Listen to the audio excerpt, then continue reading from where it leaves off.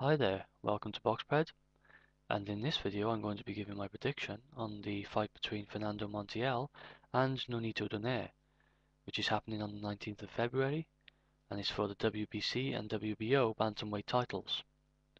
My prediction for this fight is a victory for Nonito Donaire by decision. Okay, let's just take a quick look at the records of each fighter. Fernando Montiel has 44 victories with 2 losses, 2 draws, and around a 70% knockout ratio. Nonito Donaire has 25 victories with 1 loss, no draws, and around a 65% knockout ratio. So first of all, I'll just take a look at discuss Fernando Montiel, and then I'll move on to Nonito Donaire to complete my prediction. Okay, so Fernando Montiel. I hold these two fighters in high regard. They're two of the top fighters out there. When you're looking at pound for pound lists, in my opinion, they are.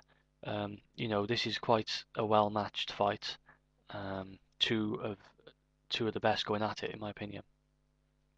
Fernando Montiel.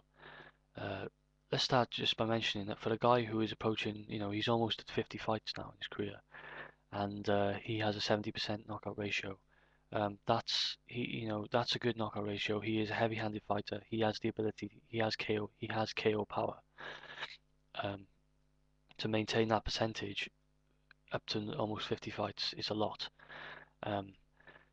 And just to see now, just to talk about what Fernando Montiel's chances are in this fight.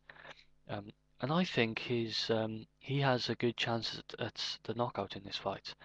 Although Nonito Donaire has never been knocked out, his one loss came by a decision, and he's only lost once.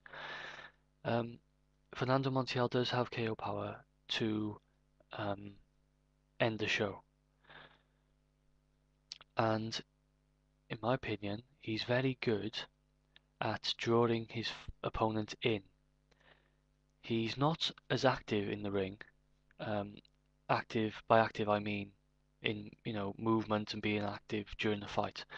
I don't think he's as active as Nonito Donaire.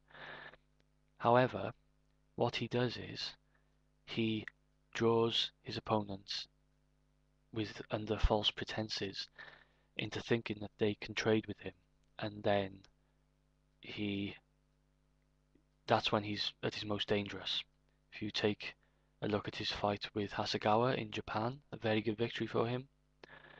Hasegawa was actually up on points, I think, or he wasn't doing that badly, but then he was drawn in to trading with Fernando Montiel, and then he got knocked out in the 4th round, I think. So that's where Montiel is dangerous, and that is one of my main points in this fight. Fernando Montiel needs to draw Nonito Donaire in,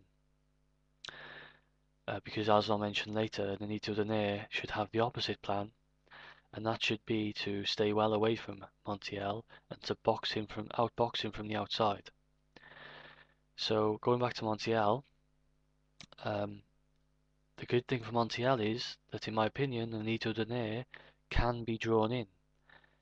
If I look at some of his fights, particularly with Concepcion, where he won a unanimous decision, I felt a bit uncomfortable sometimes because he was being drawn in by Concepcion, and I feel if he does that here with Montiel, he could pay the price. He needs to stay on the outside.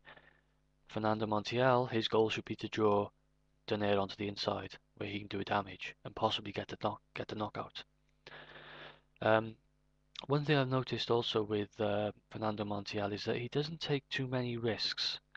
If I'm being honest, I can't see Donaire getting the KO in this one, because Fernando Montiel, he hasn't been knocked out. His two losses have also come by decision, and he doesn't take too many risks. If you look against Hasegawa again, he pulls quite a lot of punches in that fight.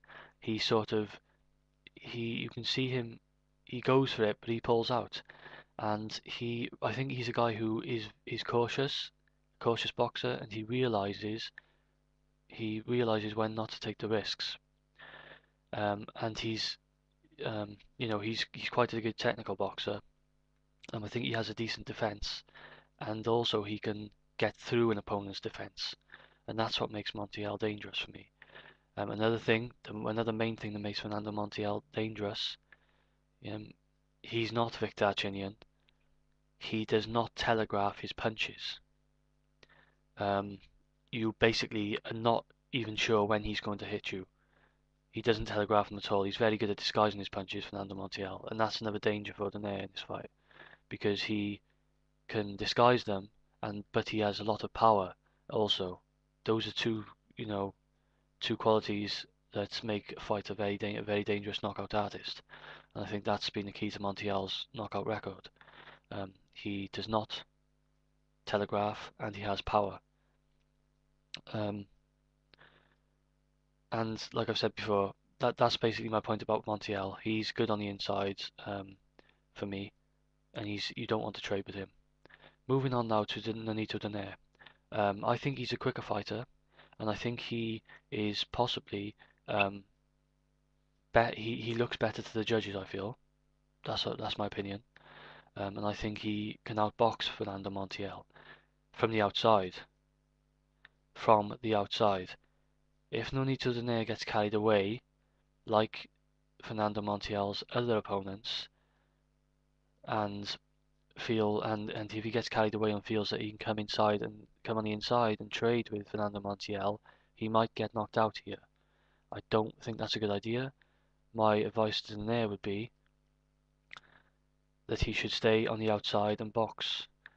I'm talking the type of fight that Amir Khan fought for most of the fight against Marcus Maidana. I'm talking about the fight that Carl Froch had against Arthur Abraham. I said in that fight that Carl Froch would get drawn in.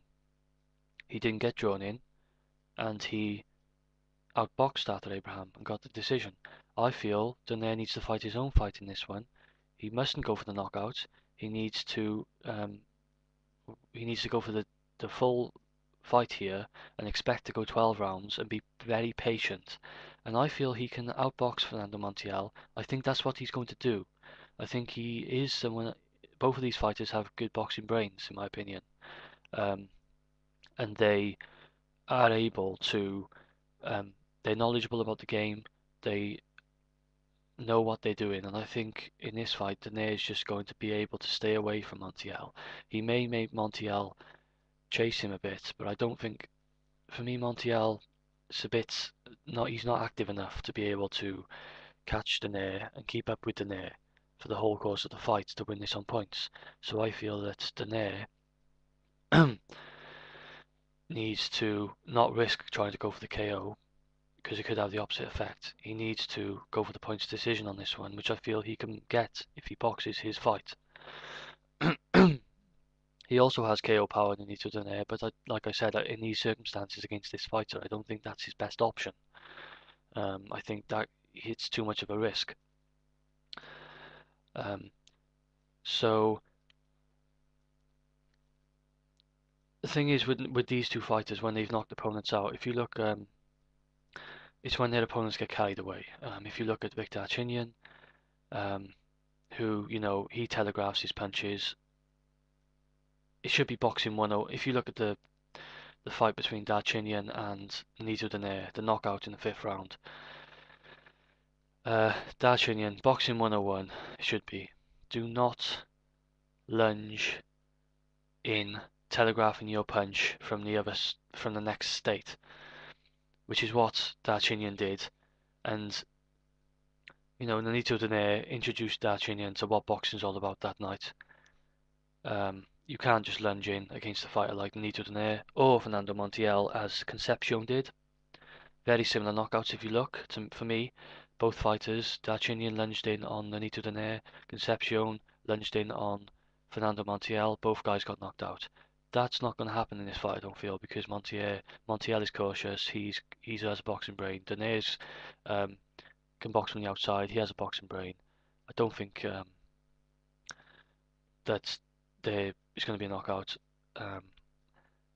So basically, to conclude, I feel Fernando Montiel needs to draw Nonito Donaire in, which is doable because Nonito Donaire is susceptible to that, in my opinion. That way, Montiel could look for the KO on the inside. However, Nonito Donaire needs to stay on the outside and box, and outbox Montiel over the course of the fight and get the 12-round decision. I think Donaire's going to do it, and I've gone for Nonito Donaire to win this one by decision. So thank you for watching my video. Please feel free to comment on this page or on my homepage. I do appreciate your input, and I do appreciate you viewing this video. This is BoxPred. I'm out.